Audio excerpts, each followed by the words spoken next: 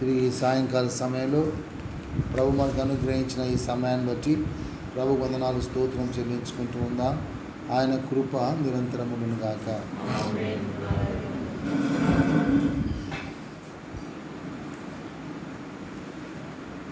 ప్రభు మనతో మాట్లాడుతూ అనుదినం కూడా ముఖ్యంగా ప్రతి పరిస్థితి ద్వారా కూడా మన ఎదుట ఉంచబడిన ప్రతిదీ కూడా మన జీవితాలకు మనం ఏ విధంగా అన్వయించుకోవాలో తెలియపరుస్తూ స్పష్టంగా మనల్ని బలపరుస్తున్న ఆయన యొక్క సన్నిధిని బట్టి మనం దేవునికి ఎంతగానో కృతజ్ఞతాస్తుతులు చెల్లించాలని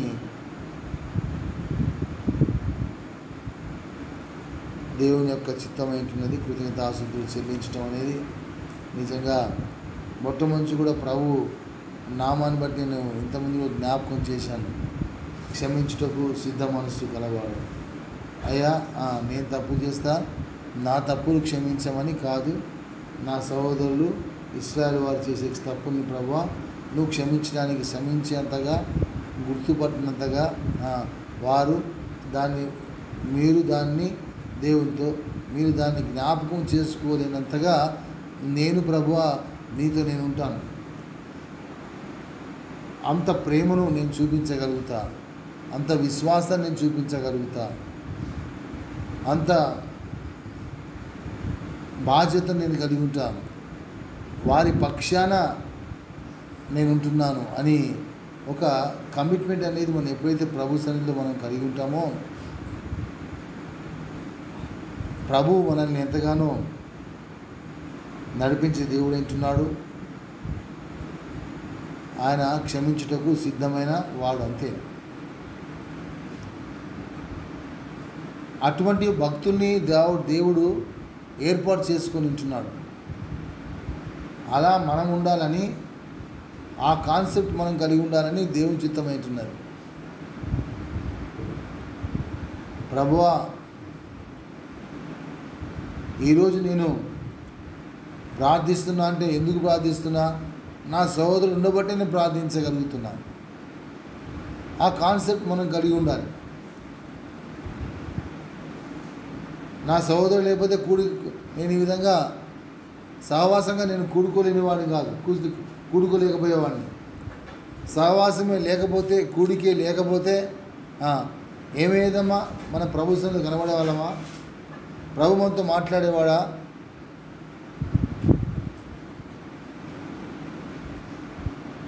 ప్రభు మనతో మాట్లాడేవాడా? మీరు ఆలోచించండి.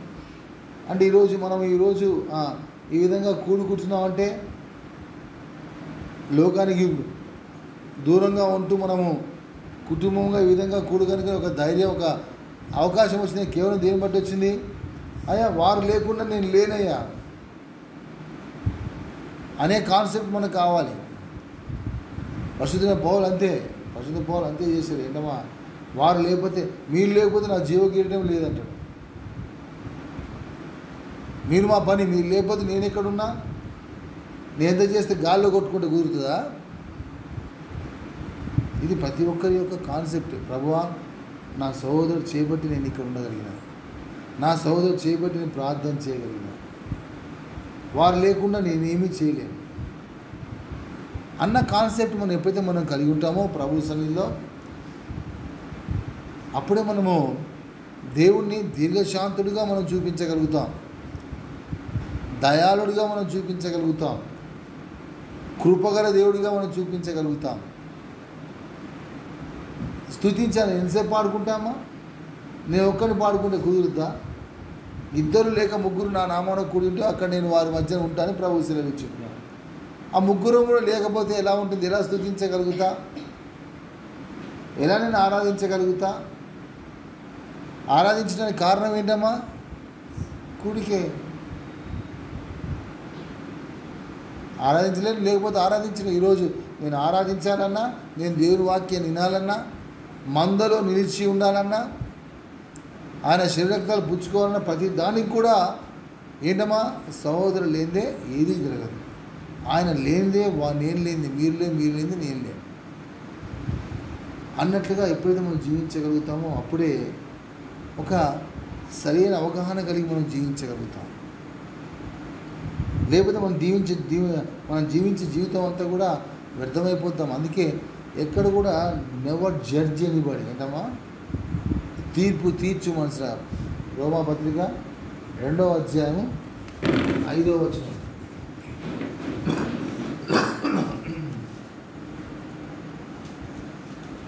కొంచెం ముందు చదువుకున్నా పర్వాలేదు.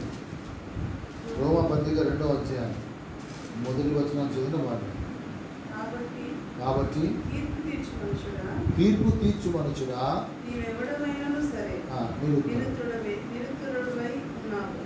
దేని విషయంలో ఎదుటివానికి తీర్పు తీర్చుచున్నావో దాని విషయంలో నీవే నేరస్తుడు అని తీర్పు తీర్చుకొనుచున్నావు. ఏలయనగా తీర్పు తీర్చు నీవును అట్టి కార్యములనే చేయుచున్నావు కావా?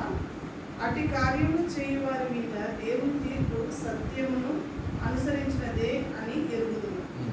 అట్టి కార్యములు చేయు వారికి తీర్పు తీర్చుచు వాటినే చేయుచున్న మనుష్యుడా, నీవు దేవుని తీర్పు తప్పించుకుందువని అనుకుందువా? లేదా దేవుని అనుగ్రహము మారు మనసు పొందుటకు నిన్ను ప్రేరేపించుచున్నదని ఎరుగక ఆయన అనుగ్రహైశ్వర్యమును సహనమును దీర్ఘశాంతమును తృణీకరించుదువా? నీ కాఠిన్యమును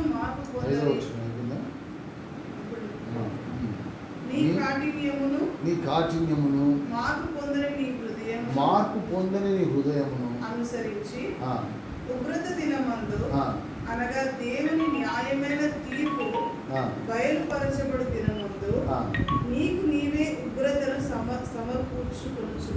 నీవే ఉగ్రతను సమకూర్చుకుంటున్నావు. గమనించండి, అక్కడ గొప్ప సత్యాన్ని మనం తెలుసుకోవాల్సిన నీ హృదయ కాఠిన్యము, తర్వాత మార్పు పొందని నీ హృదయం.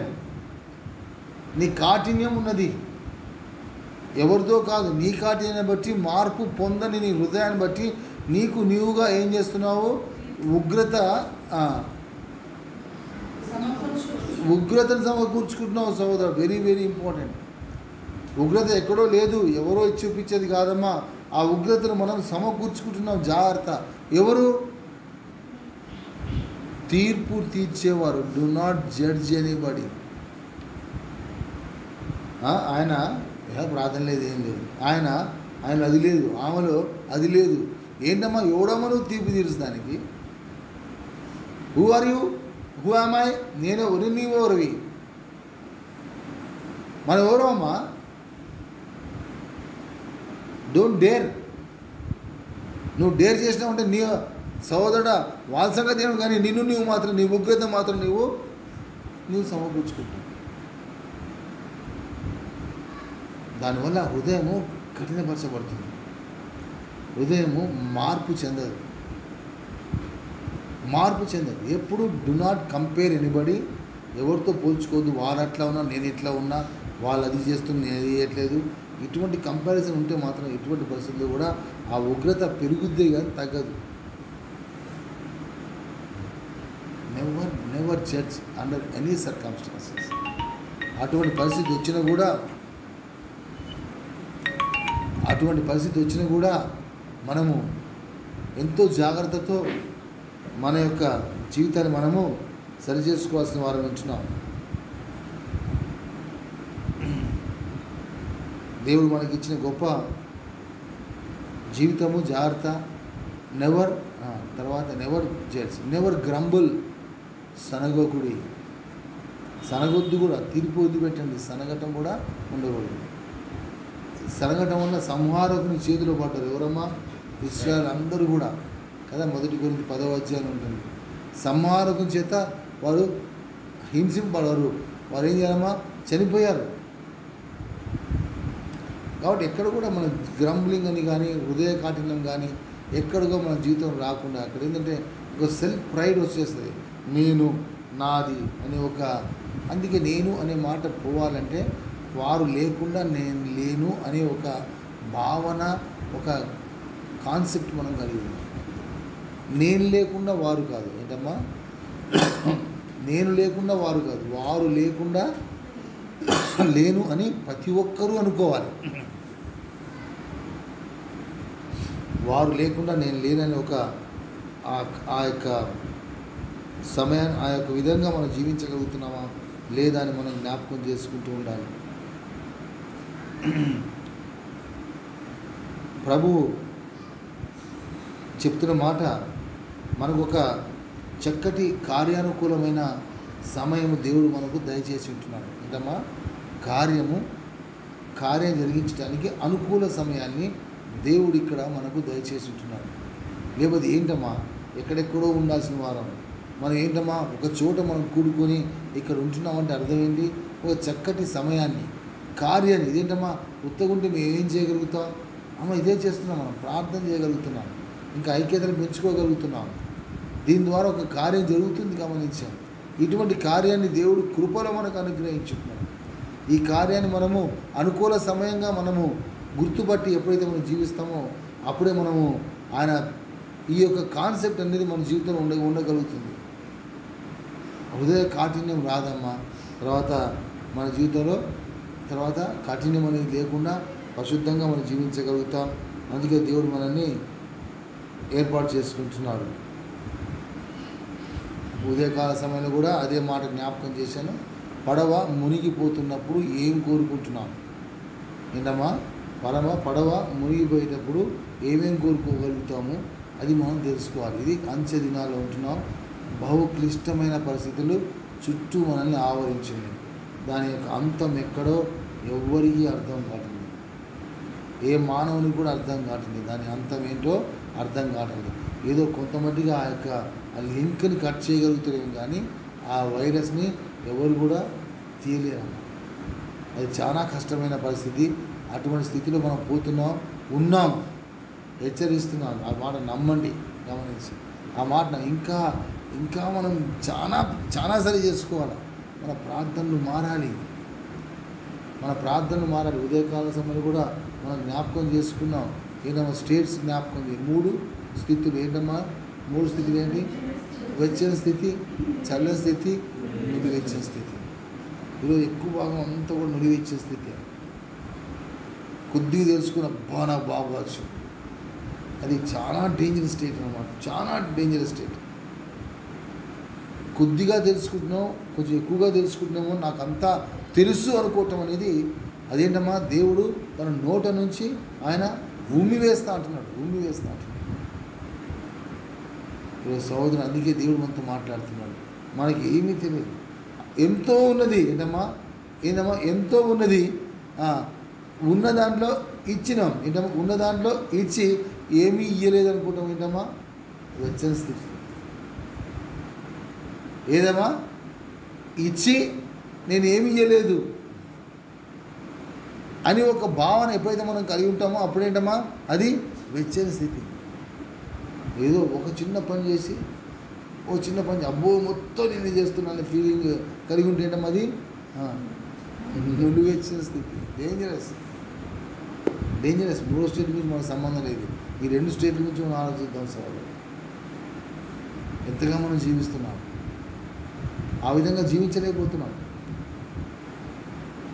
ఎంతగా మనం జీవిస్తున్నాం. ప్రార్థనలు కూడా ఎంతగా మనం ప్రార్థన చేస్తున్నాం. ఎంతో హై లెవెల్లో చేస్తున్నాను.